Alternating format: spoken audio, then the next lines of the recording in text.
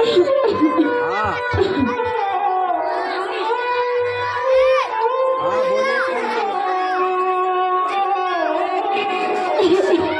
बोलिए हमारी तुम्हारा वॉइस है अपना तो आप सबको ईद मुबारक। एक तो ये बुढ़ापा और ऊपर से गरीबी, अब और जिया नहीं जाता है। बैठो तुम बैठो। बहू और बेटी के जाने के बाद बस मेरा पोता हामिद ही तो है मेरा इस दुनिया में। उसे मैं हमेशा खुश देखना चाहती हूँ। 3 पैसे ईदी भी दी है उसे, अभी मेले में गया है घूमने, आता ही होगा।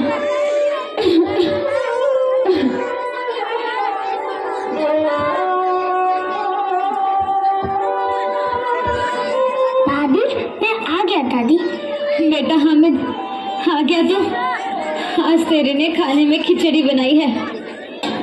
और कौन सा खिलौना लाया आज मेले से? दादी मैं अपने लिए कुछ नहीं लाया। क्यों बेटा? क्योंकि रोटी बनाते वक्त आपका जल जाता है ना, तो मुझसे देखा नहीं जाता, इसी के लिए मैं आपके लिए चिमटा लाऊं। चिमटा?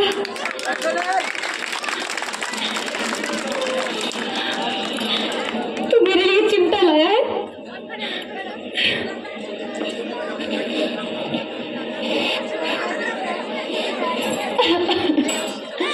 ये क्या है बेटा? दादी चिमटा। इधर आ। मारा फिर से चिमटा ले आया, समझ ही नहीं आता।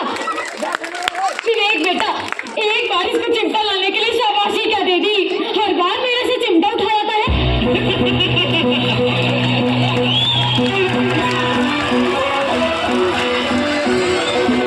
अरे घर में बर्तन नहीं है, कपड़े नहीं है, झाड़ू नहीं है, वो तो कभी नहीं लाया। अरे मेरी भोली दादी, झाड़ू से भी कभी कोई कहानी बनती है?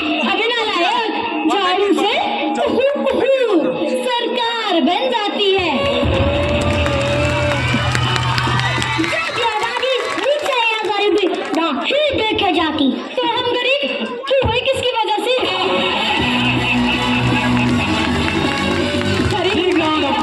पहले हम बहुत अमीर हुआ करते थे, ये घर का सारा सामान बेच बेच कर ये चिमटे लाता है। ऐसी बात नहीं है दादी, मुझे आपकी बहुत चिंता है। चिंता क्या चिंता?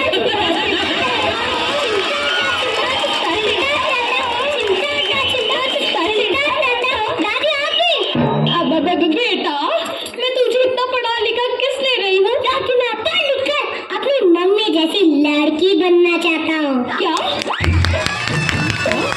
तू लड़का होकर लड़की बनेगा? हाँ दादी, शादी करके दूसरे घर पे जाऊंगा, पति की कमाई पे ऐश करूंगा। तुझे क्या हो गया बेटा हामिद? कितने सपने सजाए थे तेरे लिए, क्या क्या सोचा था? मैंने भी क्या क्या सोचा था कि अमीर आदमी हमारे घर आए और कहे इस बच्चे को मेरे मम्मी की सीढ़ी पे छोड़ दिया क्या तू चंद पैसों के लिए अपनी दादी को छोड़ देगा? पैसों के लिए रिक्शा छोड़ देती हो और पैदल चले जाती हो। विवेक जी रोज खाने में खिचड़ी खिलाई है, आज तक सिवैया तक नहीं खिलाई। तू कहाँ से खिलाऊं? तू ड्राई फ्रूट के पैसे कहाँ से आएंगे? दादी तू पैसे की चिंता छोड़ और ऐसा कर भीख मांग ले। क्या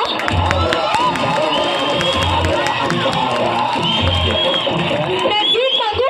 एक एटीट्यूड बहुत है मेरी दादी में। मेरी अम्मी जान कहा करती थी, कोई भी काम शैतानी होता है और काम से बड़ा धन नहीं होता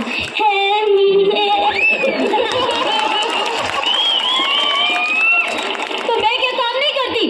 दूसरों के कपड़े सिलती हूँ। बेटा हामिद, मैं कब तक लोगों के कपड़े सिलूंगी? अरे सुनना, ये तो बड़े बड़े लोगों के सिर्फ विवेक जी, उमंग जी, उमा जी। अरे बेटा, ये तो बड़े लोग हैं, इनके कपड़े तो बड़े बड़े डिजाइनर सिलते हैं, एक एक कपड़े के लाखों रुपए लेते हैं। देख के लगता तो नहीं है, इतने महंगे कपड़े पहनकर क्या करते हैं? बेटा, सेल्फी लेकर एक दूसरे को जला जाते हैं। पर पता नहीं इनके पास इतना पैसा कहाँ से आ जाता है। अरे जी टीवी देखिए ना, जी टीवी देखो, क्या लगता है ये लोग क्या टैलेंट ढूंढ रहे हैं? इसीलिए कहती हूँ बेटा, इनके जैसा बड़ा आदमी बन, कब तक मैं लोगों के कपड़े सिलूंगी। बस अब से तू कपड़े ना ही सिलेगी। क्यों बेटा? तू चल मेरे साथ विवेक सर के घर। विवेक सर के घर? पर क्यों बेटा? अब से तू का बर्तन मांजेगी।